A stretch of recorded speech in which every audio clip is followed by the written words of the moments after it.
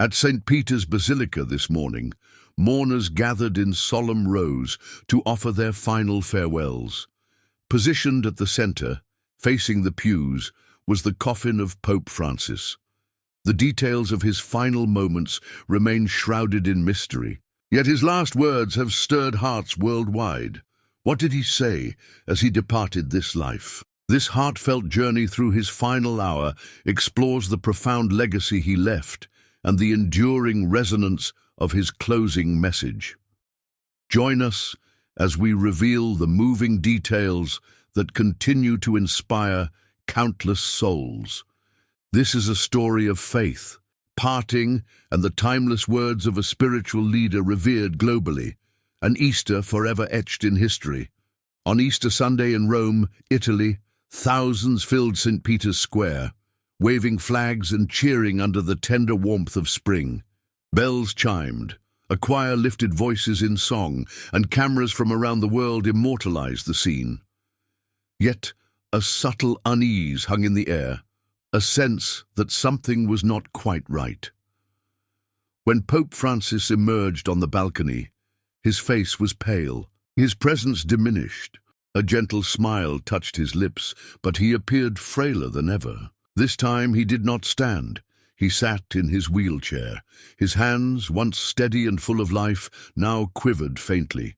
Raising them to bless the crowd required effort, yet he did so with deliberate care, as if each gesture carried immense weight. To those watching closely, his eyes seemed heavy, shadowed by an unspoken burden. His smile, though present, felt effortful. Some astute observers sensed this was more than a typical Easter sermon. A quiet air of farewell lingered. He raised his hand, gazed over the multitude, and spoke his final public words. "Let us all pray for peace in Gaza and Ukraine." Simple, concise, yet potent, these words moved every listener.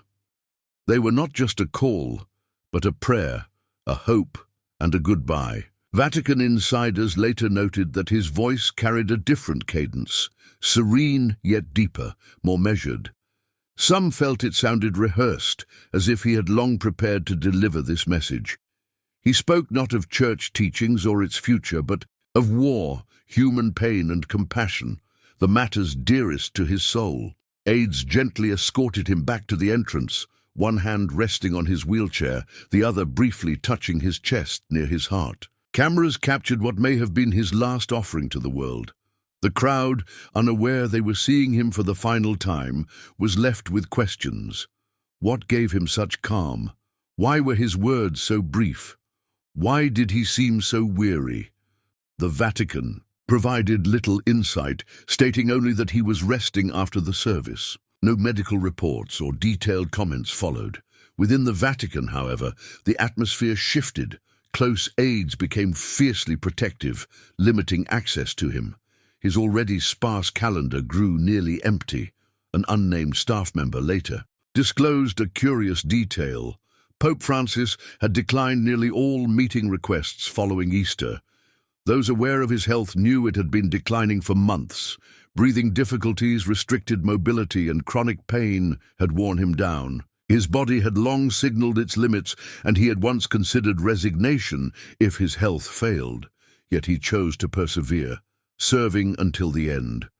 Murmurs within the Apostolic Palace suggested he may have intentionally chosen Easter Sunday as his final public appearance, not as a symbolic act, but as a matter of timing. This Easter, let us forgive, embrace peace and reconcile, he had urged. For a man of his vision, these words were a fitting farewell. This was no coincidence. Sources indicate he carefully drafted and revised his speech by hand in the days prior. Some claim he confided to a trusted aide, "I want these to be my last words to the world." The aide never spoke publicly, but the day's timing, mood, and intensity raised many questions. Few were aware of a last-minute change to the ceremony. A longer homily was initially planned, but was quietly removed. No announcement was made, only silence. Footage from that day, now available online, reveals subtle details upon close inspection. A trembling hand, a faint breath, a lingering look over the crowd, and the delicate way his fingers traced the sign of the cross as if completing a lifelong task. Observers globally felt an unspoken weight.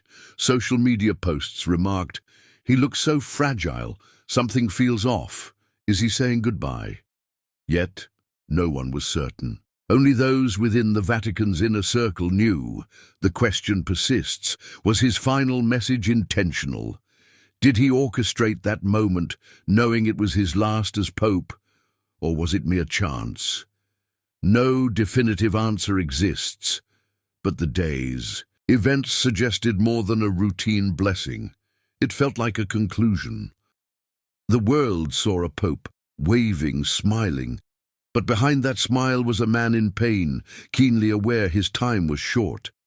The world was unprepared for what he did that night, alone. As darkness fell, Pope Francis sought solitude. Did he leave a hidden message? His enigmatic final night was unexpected by all. After the Easter Mass, Pope Francis returned to his private apartment in the Apostolic Palace. The crowds had cheered, and millions had watched worldwide. Only a select few knew what transpired. Behind the Vatican's ancient walls, around 6:30 p.m., a modest dinner arrived, prepared by his longtime personal cook. It was no lavish feast, no celebration, just a simple meal. Only 2 aides remained, his beloved nurse and his trusted secretary. Visitors were turned away. He had requested quiet. That evening, soft music filled his room. A Vatican worker reported he requested sacred music, perhaps a Bach oratorio or a nostalgic Argentine hymn from his childhood chapel, a deeply personal choice. Later, he called for his confessor, a priest he trusted completely. Arriving just after 8:01 p.m., the confessor entered, and their conversation was private. The room was sealed, admitting no others. What they shared remained sacred. The confessor departed without speaking, appearing tired yet calm. This was Pope Francis's final known spiritual act. Just before midnight, a longtime aide of over a decade was summoned. Vatican sources say the Pope looked into his eyes and said, "I am ready." He had spoken similar words before, but that night they carried finality. A significant decision was made near midnight. He would not be taken to a hospital. Despite prior medical advice, he quietly refused. He chose to remain in the Vatican, in the room where he had lived, worked, and prayed for years. This was not merely about comfort. He believed his final hours belonged where he had served. Sources close to him say he declined all treatments, except pain relief. No machines, no wires, just him, his 2 aides, a nurse, and silence. The nurse, who stayed through the night, later said he passed with a smile, not of strain, but of peace. As dawn approached, she noted the room seemed to grow lighter. At 7:35 a.m., he was gone. No warning, no distress, only stillness. The Apostolic Chamber was promptly notified, following centuries-old protocol for a pope's passing. A small group, led by the Camerlengo, was informed. The pope's ring was removed, and formal procedures were meticulously executed. The Vatican clock paused briefly, a symbolic gesture marking the moment. No candles were extinguished. Instead, a quiet prayer was offered.